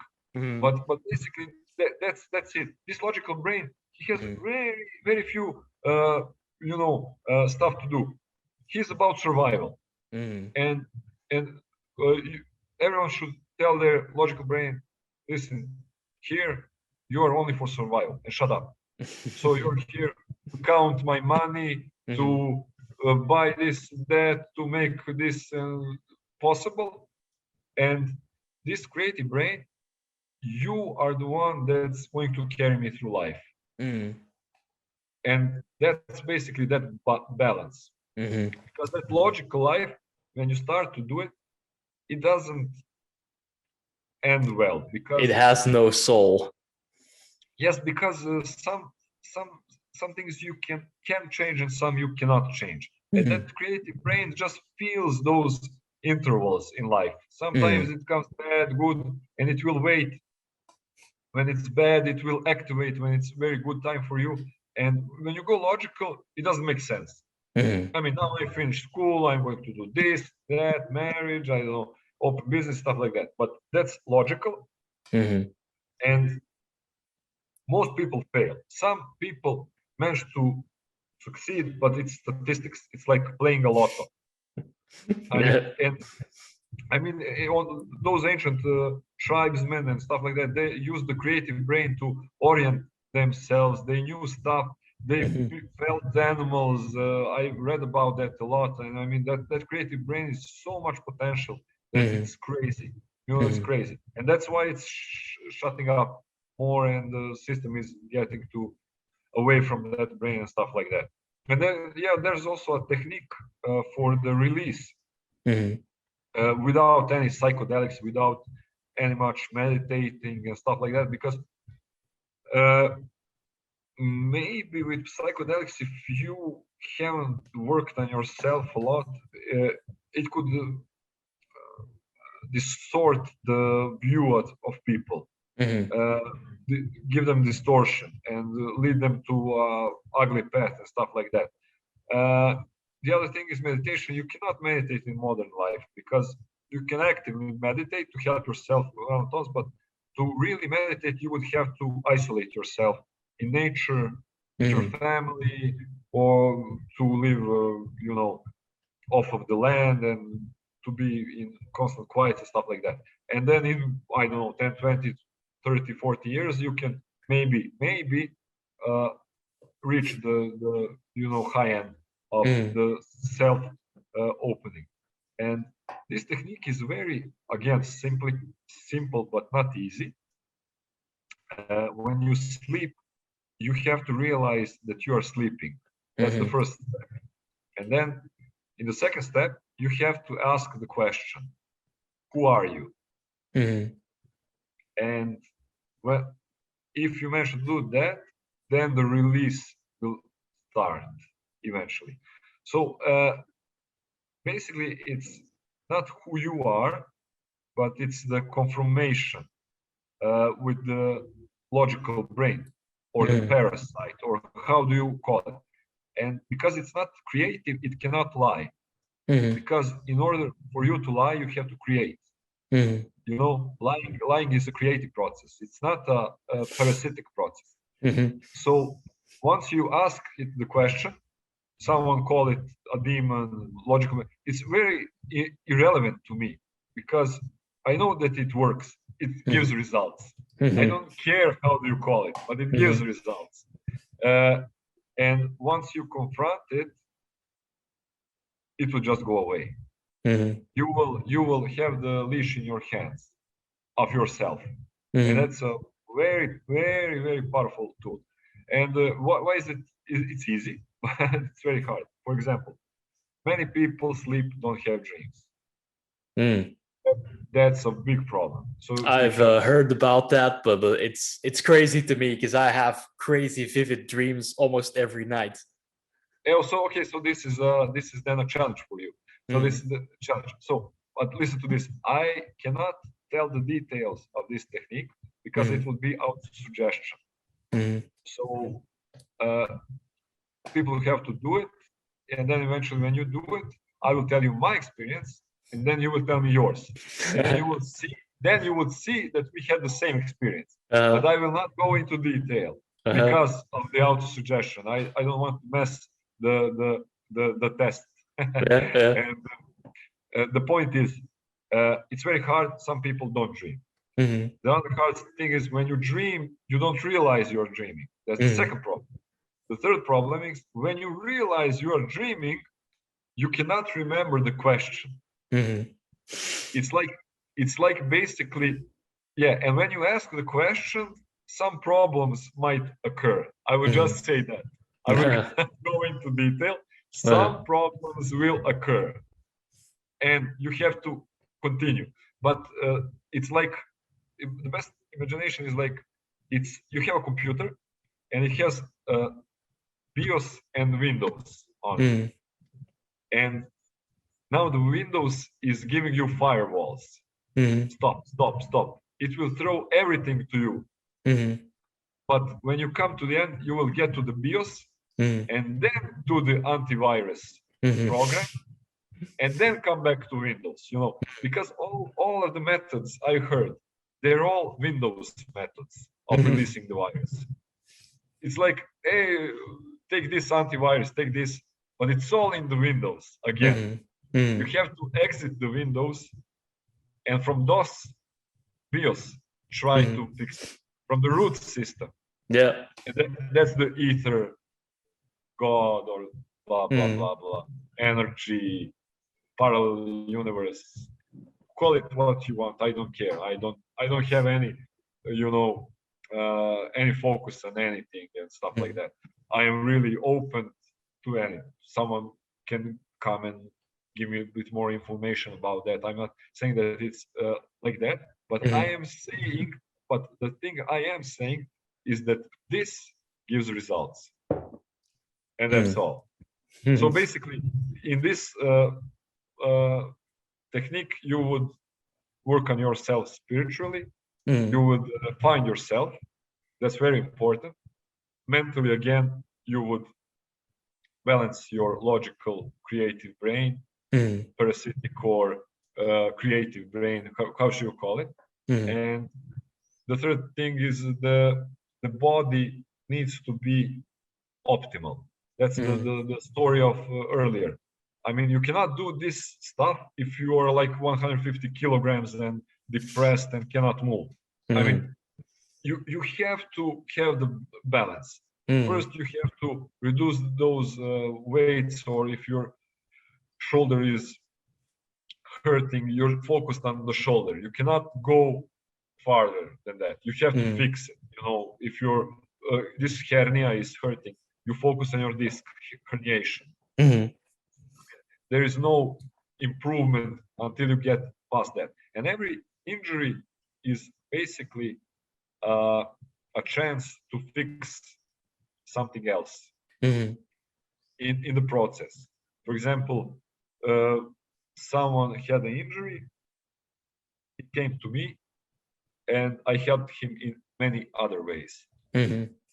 So that injury basically helped him in other ways. Maybe the injury stayed, but it healed him in some other forms, mentally, spiritually, or something else.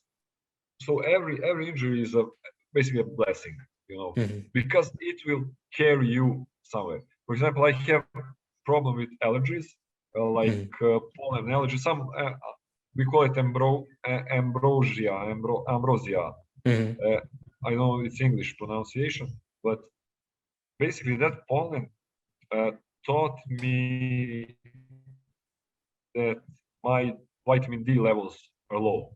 And if vitamin D levels low in long time, you know what happens, some shit happens, 100%.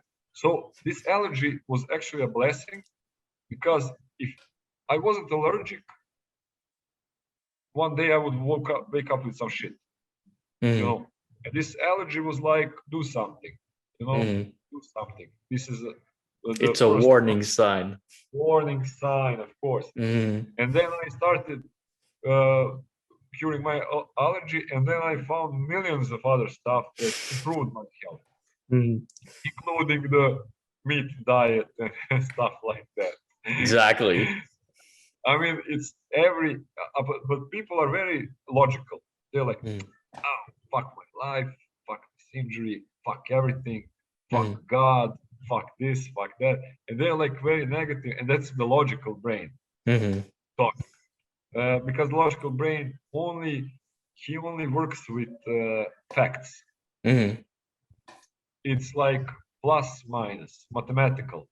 And if you look everything mathematical, well, I don't want to, push someone somewhere, but I'm only going to tell you that you're not going to go well through your life, or as happy as you should be. There are some people that say, but I am very happy. And then the analogy of the horse and the donkey. How do you know that you are riding a donkey? What if you start riding a horse? Then you would see how the donkey was slow. And they were riding a donkey, they were like, oh, I'm so happy riding my donkey. How do you know? But you can be happier. Yeah. Like anger. You know, that logical brain very much fights for itself. Mhm. It's trying to protect itself. You know, it's Mhm. always firewalling you. You know, and that's basically it. Yeah, man. Was a really good analogy. Yeah. Yeah, I mean, I have nothing to add to that. That was perfect, man. Yeah, we covered everything, 3 planes of human existence in this podcast. I think that this was very uh, narrow as it could have gone far, you know. Mm. But basically, this is the ABC, and then every A, B, and C could be spread into 100 podcasts. I mean, Mm. it's all Yeah. about the details. Mm. Yes, and everyone is individual, and everyone should talk about those things separately and in depth. Exactly. Like everyone can consider not just this podcast or not just this episode, but all of these tidbits of information as an assist, right? So now you've heard Of course. something, and go look it up, or go look it up. Go. You don't need to necessarily even look it up. Go reflect, take it in, Or test, test it, test practical. experiment. Yes, if it works, it works. If it Mm, doesn't work, it doesn't work. It's very easy. Just exactly. and action is very important. Mm, If you do action, if you do 10 bad actions, the 11th will come as a good action. The mm, worst action is not taken action. mm. That Yeah, is man. very important. That is very important. And life is a bit like statistics. You have to mess up 10 times to the 11 to succeed. I mean, Mm, in everything. And people are like theorizing everything. And I like to ask people, in the past year, how many times did you fuck yourself? You know, in a way, you know, mm, 0 times. Because I am smart, I am, you know, thinking very logically, very good. And I told them always, you missed out a bunch of experience. You missed Yeah. out on a lot of experience because that basically action brings you life experience, and Yes. even bad action brings you life experience. So Mm, you have missed out on your life, and once you have enough bad hits, uh, then the good hit will come mm, in relationships, especially in the relationships. mm, You have to, you know, change, I don't know, for example, 10, 20 girls to reach the right girl, you know. And mm, people, no, this is a better analogy. For example, you go out, and then you talk to a girl, for example, and she mm, says no, that's okay, and you turn around and you don't talk to anyone else. But the mm, point is to talk to 10 girls, 3 will leave you a number, and with 1 you will go to a drink. And mm, then in in the 3 drinks, you will find a girl that's maybe your vibe or into what you are mm, asking from a girl. You know, is it a relationship, something casual, something more of a serious or stuff like that. But the mm, point is, you have to ask 30 girls for 3 of them to go on a drink with, and then 1 will be maybe that one. mm, So when you don't go out, you're missing on all those statistical hits. When you talk to 1 girl and she says no, uh, and you go out once a month, you would need uh, 30 years to reach the right girl. You know, but you can reach it in 3 weekends. You can yeah. reach her in 3 weekends. Every weekend, 10 girls. You Mm, just come up, say hi, nothing extraordinary. mm, No, okay, thank you very much for your time. Next, next. That's that's the methodology also. mm. in sport, try this, until you reach the result. And it's really easy. And people don't take risks. Someone in training, I took many risks and they paid off. So I found some new ways of training. I could risk, maybe injury or training, stuff like that. But where the risk is high, the reward is higher. That's always there. You cannot play safe. Yeah. And rule 1, 2, and 3 is action, action, and only action.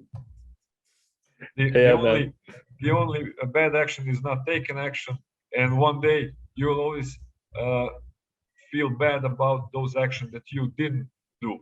And those that you do, you didn't. So they were wrong, or you didn't, they were right. But you did them, and you don't go back on them.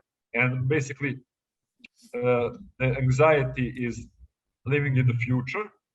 What if, and the depression is living in the past. Oh, I did that, I did that. Why didn't I do this and that, stuff like that. And then there is no place for stuff like that. You just do, action, do, and then there is no coming back to something you didn't do.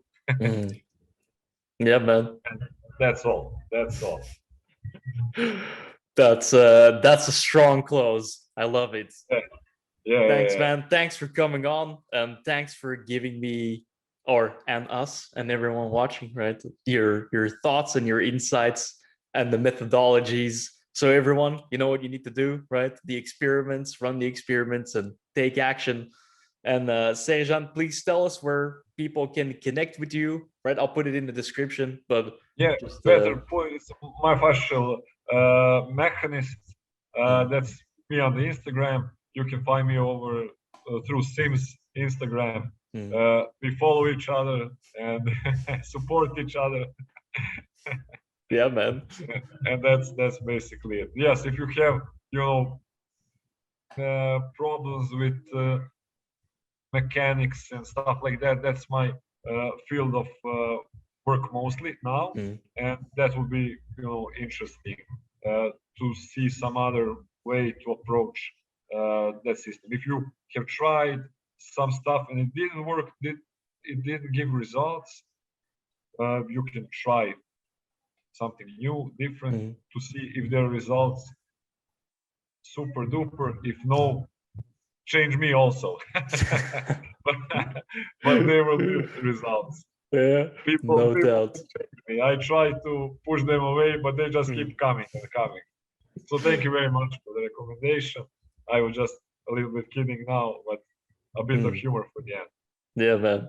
I love it. All right, well, that's where people can find you. So thanks for coming on, and we'll speak soon. Yeah. See you. Bye-bye. Bye.